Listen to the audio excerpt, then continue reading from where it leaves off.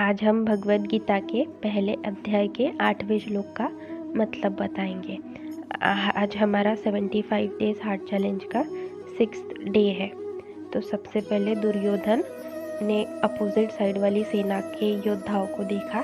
अभी खुद के साइड वाले योद्धाओं के बारे में वो बता रहे हैं। सबसे पहले आप द्रोणाचार्य और पितामह भीष्म, कर्ण, कृपाचार्य, अश्वत्थामा, विकर्ण और सोमदत्त का पुत्र भूरिश्रवा के बारे में जानिए। जिस तरह हम रिस्क असेसमेंट करते हैं उसी तरह द्रोणाचार्य भी कर रहे हैं। अपोजिट साइड वाली सेना को देखने के बाद हमारे खुद के पास क्या क्या है वो देख रहे हैं दुर्योधन। चुनौती को कुछ ऐसे जान लेना चाहिए कि जब हम लड़ रहे हो तब कुछ नया ना लगे और हम अपने अच्छे पॉइंट्स के साथ चुनौती जीत भी ले, कोई सरप्राइज ना आए। युद्ध हो या कोई समस्या हो, कोई सरप्राइज आपको डेफिनेटली हरा सकता है। यही दुर्योधन सोच रहे हैं। तो आज हम भगवद गीता के पहले अध्याय के 9वें श्लोक का मतलब बताएंगे।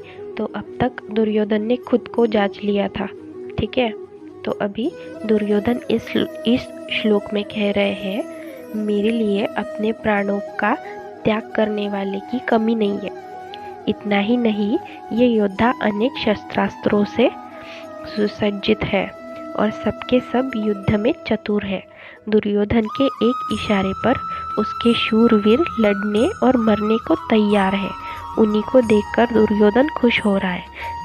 मतलब दुर्योधन के पास लड़ने के लिए शूरवीर योद्धा थे, मतलब उनके पास बहुत सारी चीज़ें थी लड़ने के लिए। तो जब आप अपनी लाइफ में प्रॉब्लम में हो, अपनी प्रॉब्लम से लड़ते हो, तो आपके पास क्या क्या होता है?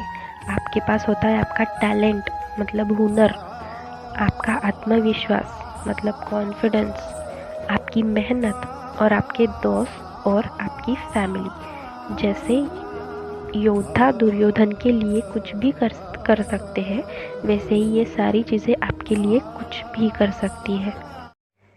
तो भगवद गीता के पहले अध्याय के 10वें श्लोक का आज हम मतलब बताएंगे। आज हमारा 75 डेज हार्ट चैलेंज का 8वां दिन है। तो दुर्योधन आगे कहता है, भीष्म पितामह द्वारा रक्षित उनकी सेना अजय है और वही शत्रु की सेना भीम द्वारा रक्षित है। दुर्योधन का कहना है कि वो भीम की सेना को आसानी से हरा सकता है। मतलब अभी उसको घमंड आ गया है, पर हमें घमंड बिल्कुल भी नहीं करना है। बिकॉज दुर्योधन को अगर पता होता कि वो जीतने वाला है, आगे वाला कमज़ोर है, तो वो युद्ध करता ही नहीं। युद्ध क्यों करता भाई वो?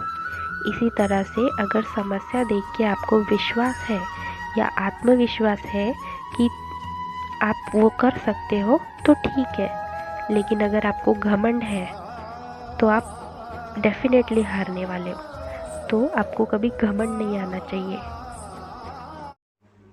आज हम भगवद गीता के पहले अध्याय के 11वें श्लोक का मतलब बताएंगे।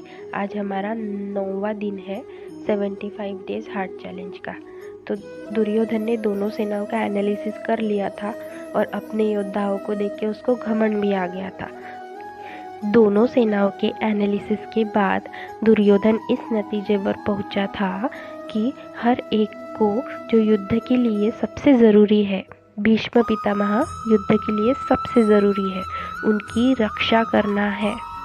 हर एक योद्धा को भीष्म पितामह की रक्षा करनी है, क्योंकि भीष्म पितामह के हारने का मतलब है युद्ध हार जाना और उनका बचा रहना मतलब युद्ध की हार ना होना। तो इट मीन्स आपको अमूल्य चीज़ तब तक बचा कर रखनी चाहिए जब तक आप युद्ध जीत नहीं जाते। आप इसको अपने इनकम से भी रिलेट कर सकते हैं। जैसे कि आपके पास कोई जॉब ही नहीं है या फिर आपकी जॉब चली गई है, आपका स्ट्रगल पीरियड चालू है या फिर और कोई प्रॉब्लम है, तो आपको अपनी सेविंग्स तब तक बचा कर रखनी चाहिए जब तक आपकी रेगुलर इनकम चालू नहीं हो जाती, और फिजूल खर्च नहीं करना चाहिए। उस चीज़ को आपको तब तक बचा कर रखना है जब तक आपकी पूरी प्रॉब्लम सॉल्व नहीं हो जाती।